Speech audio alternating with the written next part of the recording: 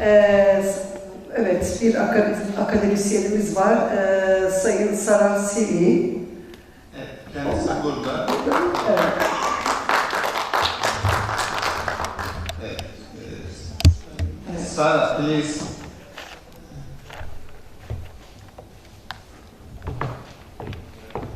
Thank you. Hello. I wrote a 10-minute speech, but since there might be translation, I'll try to shorten it. I can make a summary after your speech. I think that's best, so let's do that. Okay. Ronald Reagan said, "We live in a world that's lit by lightning. So much is changing and will change, but so much endures and transcends time." It is true. As we look at the world around us, we see how things are always changing. Empires rise and fall. Wars are won and lost, and famous or infamous leaders come and go. At the same time, military and communication technologies are constantly developing, as well as modes of social and political organization. We have learned through bitter experience that those nations who can adapt faster to change are the ones that gain an incomparable advantage over their opponents, whether used for good or evil. In our case, when we look at Russia, throughout history, the Russian state and its agents incorporated emerging military technology and organizational design sufficiently fast and well to not only stubbornly maintain a position as a rival or wannabe rival to real-world powers, but also to lock its surrounding nations into a perpetual disadvantage. In the area of military technology and in the area of organizational design, for example, we have the story of Peter the Great, whose modernization efforts and centralizing reforms increased the efficiency of the Russian state. This set up his successors with the foundation they needed for maintaining a perpetual advantage over their smaller neighbors.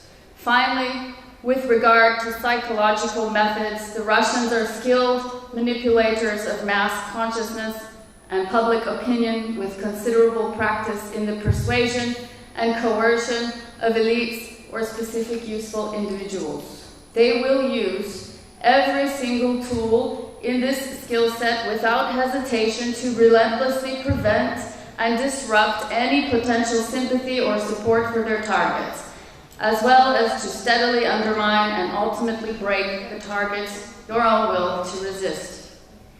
After a certain point, the target nation will see all the disadvantages it has in relation to Russia's advantages. The target is expected to give up, so far as sacrificing its very identity. This is called the demand for complete and total submission, even to the point of dissolution of the ego or the soul of the nation. The conquered nation is expected to become Russian, to Russify. All the more so when the target society's social fabric has been severely damaged and ruptured, with elites waging war against national patriots and their own brothers and sisters on Russia's behalf, and when everyone knows there's no reliable international support. And especially when the target society has been repeatedly traumatized by the horrors of the methods of Russian conquest and subjugation. But you cannot allow yourself to be demoralized, because then you will no longer be Circassians or Chechens and so on. Then you will become slaves, third-class Russians thanking Moscow for introducing your ancestors to civilization. Then you will be sending your sons and maybe daughters to die in all the future wars of this empire with no human values, the wars it will wage on other innocent nations to kill those nations' elderly and women and children and brilliant young men, all while telling yourself it's the right thing to do. So, if your desire is to remain a moral being and save and cultivate your own real national identity, then you must never allow yourself to be demoralized, You must never give up your identity or your nationality, but how can you push back against such an overwhelming power? Let's call a spade, such a relentless force of evil. First of all, please do not form a small band of warriors and rush impetuously into battle, brandishing sabers against an entire navy with warships and an army with heavy artillery. Rather, organize and strategize. Second, use the Russians' own strategies against them.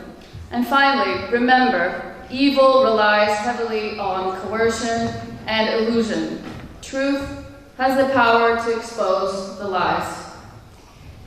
In terms of using the Russian strategies against them, Russians are comparatively weak. They are far weaker than NATO or the US or China. They could not withstand a week of direct combat against a peer rival.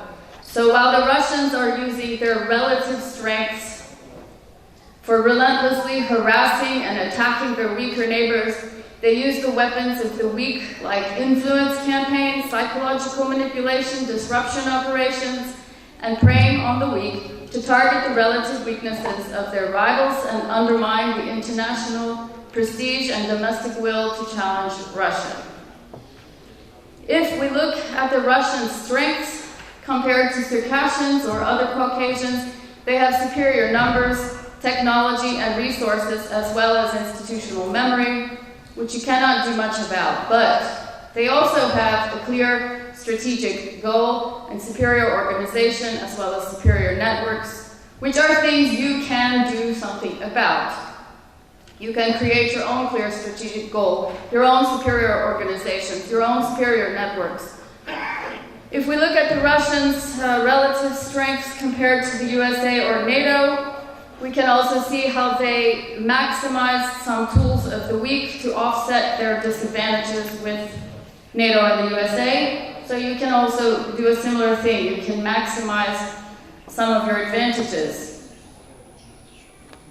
I recommend that you focus heavily on the psychological dimension. First, internally, stop letting the enemy tell you who you are. We cannot organize. We need the ones who destroyed us to protect us. Everyone else will let us down. Only, I hear these things all the time, but don't think like that. Only you know who you are. Only you know your history. Your history can show you what you're capable of, and you can write your story how you want it written. You can show people what you're capable of. And you will be able to help other countries, organizations, and key individuals to see that supporting you is in their interests. And if they are reluctant or unwilling to see, it is useless to wait around and keep asking. You must raise yourself into a position where they cannot refuse. It's really that simple. But how can you do any of this if you have no common goal? And if those of you with the same goal are divided, how can you confront the Leviathan when you can barely get 5 people to sit at the same table? In my opinion, Circassians must be united in purpose, and they must gradually develop some mechanisms to allow everyone to make their contributions to the common cause. To recap, to summarize, the most important tasks seem to be focus on setting a clear goal, develop an effective strategy, build your support networks internally and internationally tirelessly, resolve any conflicts and questions surrounding organizational development, cultivate a culture of mutual respect and unity of purpose, master consensus building, and prioritize the psychological dimension. And I cannot stress this enough. Each nation targeted by Russia must consolidate internally and work with each other. You only have each other to present a united front. Your individual survival depends on collective solidarity. Once you achieve success in these areas, it should become easier to attract the support of reliable external players. And even though everything else will change and keep changing, the adaptive and persistent Circassian nation, God willing, will return home and live forever in its homeland. Thank you.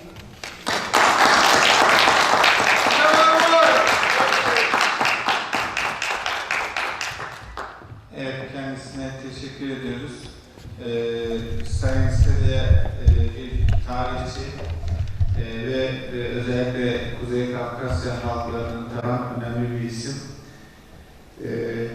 Değişimin kaçınılmaz olduğunu ve her şeyin mutlaka değişime uğradığından söz etti. Aynı şekilde imparatorlukların yıkıldığından, parçalarına ayrılacağından, buna tarih sürecinde çeşitli defalarca tanıklık ettiğimizden söz etti. Rusya'nın göründüğünden daha zayıf olduğunu, kendisini güçlü göstermek için her yolu denediğini, psikolojik olarak mücadele yürütmede oldukça mahir olduğunu, aynı şekilde rakiplerini de güçsüz, zayıf, aciz göstermek için yine propaganda, yalan vesaire metotlara başvurduğundan söz etti. Ama şunu biliyoruz ki Amerika Birleşik Devletleri ve NATO ve Çin Rusya'dan kat ve kat daha güçlü. Bu bilinen bir gerçek. Kimsenin inkar edemeyeceği bir gerçek. Rusya belli alanlarda elde etmiş olduğu askeri teknoloji üstünlüklerini genel olarak her alana yayabilmiş değil. Ne ekonomisi, ne demokrasisi, ne insan hakları, ne hukuku askeri teknolojilerdeki elde ettiği başarı kadar gelişmiş değil. Ama yine de diğer ulusları, diğer devletleri kötüleyerek kendisine daha haklı göstermeye çalışarak halkını ya da etki alanına almak istedikleri kişileri etkilemeye çalıştığını ifade edebiliriz. Bununla birlikte Çerkezlerle alakalı da bazı önemli değerlendirmeler yaptı. Hepimizin de ders alması gereken hususlar var elbette. Biz birlik olamıyoruz. Olamadığımız için de tabii ki bu herkesin dikkatini çekiyor. Bugünkü konuşmacıların pek çoğunun vurguladığı bir hususu Sayın Circassia de yaptı. Birlikte hareket etmek, diyalog kültürünü oluşturabilmek,